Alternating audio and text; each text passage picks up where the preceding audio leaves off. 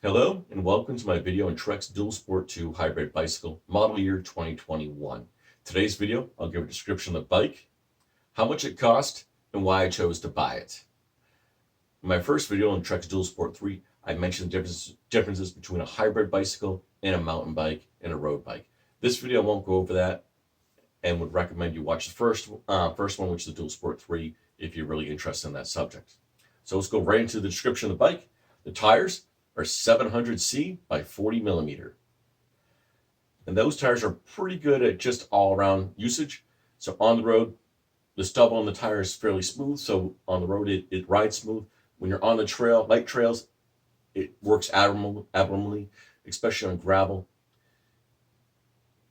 I found its limit is when you have a lot of slick leaves that are wet and you're going uphill, or you're going up a slicker rock face, these tires have a tendency to slide. There's just not enough grip to handle that.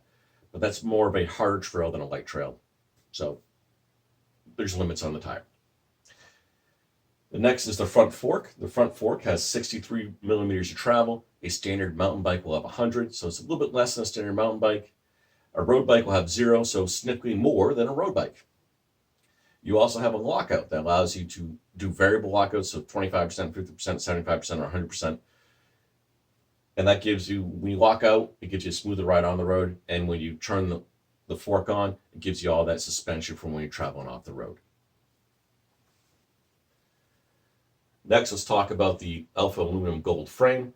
All the dual sports have the same frame. It's a fairly light frame, which means all the dual sports are fairly light. This one itself is about 29.5 pounds. The frame comes with internal cable routing. You have a nice wide berth here if you ever do bike racks. So I drive these bikes in my car a lot to trails and other places, and putting them on a rack is a high priority for me, and this works really well. You have cup holder mounting points as you go through the bike. You have fender mounting points here and here. You have another bike. You can put a rack right in the back of the bike. You have mounting points for that. You have a mounting point for a fender, and you have a mounting point for a wheel lock. Wheel locks you can attach right to the bike, and basically they lock the wheel to the frame. This doesn't stop thieves from picking up and walking away with the bike, but if you're carrying a 30-pound bike, you're probably not moving that fast. You have kickstand mounts and a computer mount on this bike as well. So there's a lot of customization mounts all across the bike, and that is one of the things that Trek does really, really well. Is they offer a lot of points for customizations on a bike. So if you look at a bike and say, hey, I want a couple extra goodies on it, Trek really handles that well with all their points, mountain points. The gear ratio here is a 3x8, which gives you plenty of power when you're going uphill, downhill, and cross country. I've ridden it for about a month. My son's ridden it about a month. Works pretty well, no complaints. The seat is a Bontrager Sport. It's actually fairly comfortable. I found I could ride it for an hour before my butt gets sore.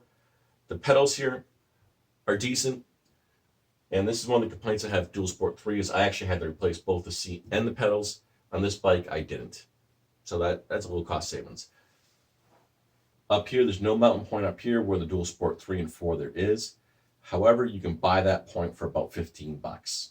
It's not a big deal. That is it on the description. Now let's move on to the next section, which is how much it cost. Well, this bike here is really out of the box. I didn't do a lot of add-ons to it. So the price is pretty close to what it was originally. The price is $569 for the bike. And then I added a cup holder. I did go a little expensive on the cup holders. Cup holders are $20 one. You can find cup holders for $10, even $15. However, I wanted one that had this matte black color to match the handlebars. I like to match my cup holders with the colors of the bike, and I tend to pay a little more for that.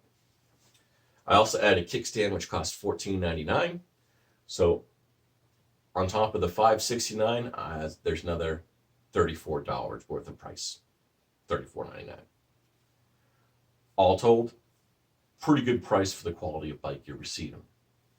Now on to the last section, why I chose to buy it.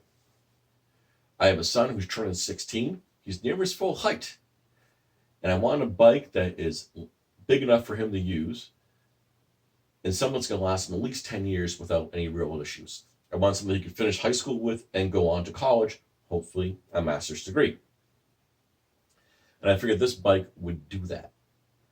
I also wanted to get a bike that was a little more expensive, a little better quality than you can buy at Target or Walmart, yet not so high quality, where it's costing thousands of dollars. At $569, this bike is a very high quality. It's light, it's functional, it has a lot of customization points, and that'll come in handy when he goes to college. When he goes to college, he can put a nice rack on the back where he can put painters on it and hold all of his book bags between classes or just riding around town in the college town. I have ridden this bike as well as my son just to give it a feel. And it's a great bike all around ride. I have no complaints on it. And for its price point, it is well worth it in my opinion.